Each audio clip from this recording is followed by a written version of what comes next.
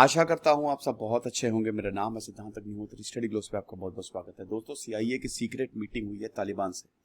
बड़ी खबर है। चैनल को सब्सक्राइब करें, इंस्टा पे फॉलो करें, टेलीग्राम पे है।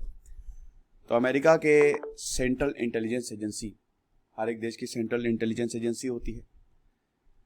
अमेरिका की भी इंटेलिजेंस एजेंसी है जिसको सीआईए बोलते हैं, सेंट्रल इंटेलिजेंस एजेंसी। उनके जो डायरेक्टर है विलियम बर्न्स, उन्होंने तालिबान के लीडर अब्दुल घनी बरादर के साथ मीटिंग की। ये वही अब्दुल घनी बरादर हैं जो 8 साल तक 2010 से लेकर 2018 तक पाकिस्तान की जेल में बंद थे, और डोनाल्ड ट्रंप ने फिर पाकिस्तान को बोला था कि इनको आप रिलीज कर दो, और अब ये तालिबान के लीडर हो गए हैं। बहुत बड़े बड़े लोग भाई तालिबानियों से मिल रहे हैं। पाकिस्तान ने तो सबसे बोल ही दिया है कि तालिबान को सपोर्ट करना चाहिए। चाइना ने भी बोल दिया है कि तालिबान को सपोर्ट करो। अफगानिस्तान एक काफ़ी इंडिपेंडेंट कंट्री है, सैंक्शंस लगाने से कोई फ़ायदा नहीं है। तो काफ़ी हाई लेवल कॉन्टैक्ट हुआ है जो बाइडेन एडमिनिस्ट्रेशन और अफगानिस्तान के नए रूलर का। देखिए बात दोस्तों, अब आप ये छोड़ दीजिए कि अफगानिस्तान में लोगों की क्या हालात हैं, या अफगानिस्तान में इन्वेजन होगा, या नॉर्दर्न अलायंस को सपोर्ट करेगा, ये आप भूल जाइए।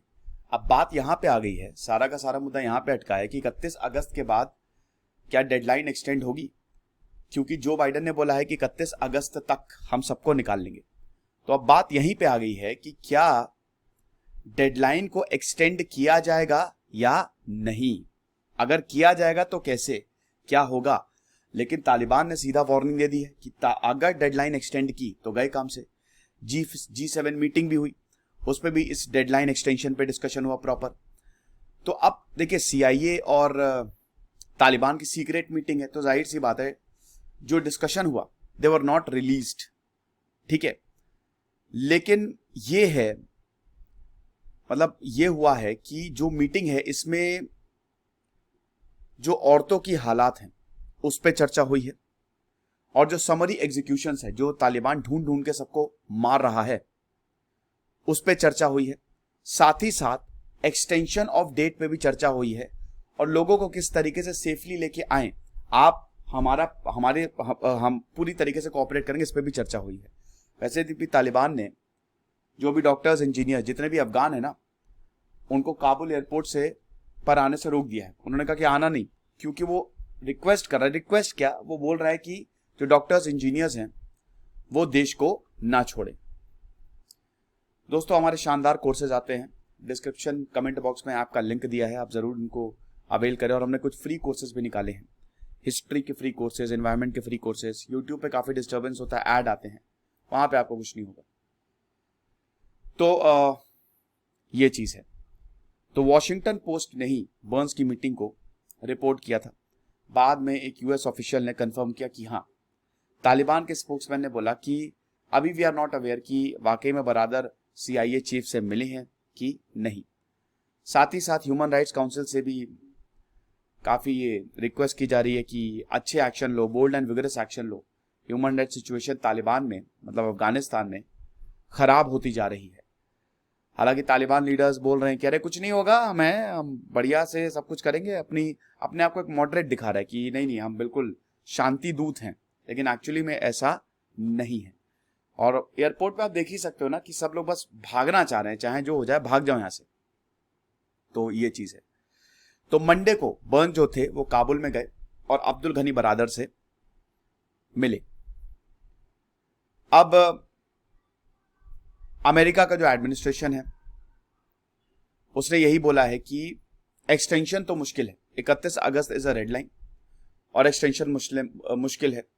रशिया के प्रेसिडेंट व्लादिमीर पुतिन ने भी बोला है कि देखो भाई, हम अफगानिस्तान में बिल्कुल इंटरफेयर नहीं करने वाले, हमने अपने सबक सीख लिए हैं।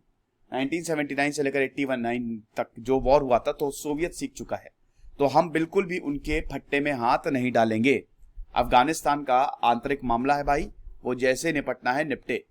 हालांकि देखिए रशिया डाल सकता है, लेकिन पुतिन के अपने, मैंने बताया ना कि उनके अपने इंटरेस्ट है। पाकिस्तान, चाइना और रशिया, ये तीनों बहुत ज्यादा खुश होंगे। रशिया तो हमेशा से ही चाहता था ना कि अफगानिस्तान उनके कंट्रोल में रहे, वो हमेशा से ही अफगानिस्तान पे पकड़ बनाना चाहता था, और अब उसके लिए बहुत बढ़िया मौका है। इसीलिए तो 1979 में सोवियत घुस गया था। ये कोई इंटरनेशनल पॉलिटिक्स ऐसी ही है, ऐसा। तो ये चीज है। चाइना ने भी बोला है कि देखो यार, तालिबान पे सैंक्शंस लगाने से कोई फायदा नहीं है, ये काउंटर प्रोडक्टिव होगा। इंटरनेशनल कम्युनिटी से ये रिक्वेस्ट की है कि अरे आओ साथ में आओ और तालिबान को सपोर्ट करो। अफगानिस्तान जो है वो एक इंडिपेंडेंट और सॉवरेन कंट्री है।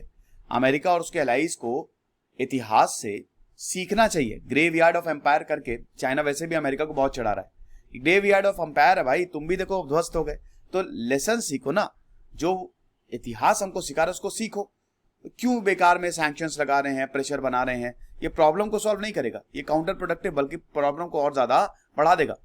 इनफैक्ट हमको अफगानिस्तान में डेवलपमेंट करना चाहिए, हमको एक पॉजिटिव डायरेक्शन में जाना चाहिए। बिल्कुल सही बात है, पॉजिटिव डायरेक्शन में जाना चाहिए, लेकिन ये बात तालिबान को भी बतानी चाहिए। तालिबान को भी पॉजिटिव डायरेक्शन में जाना चाहिए ना, है कि नहीं? तो ये चीज है। फिलहाल ये लेक्चर था। खुश रहिए, पढ़ते रहिए। इधर से सिद्धांत अग्निहोत्री साइनिंग ऑफ।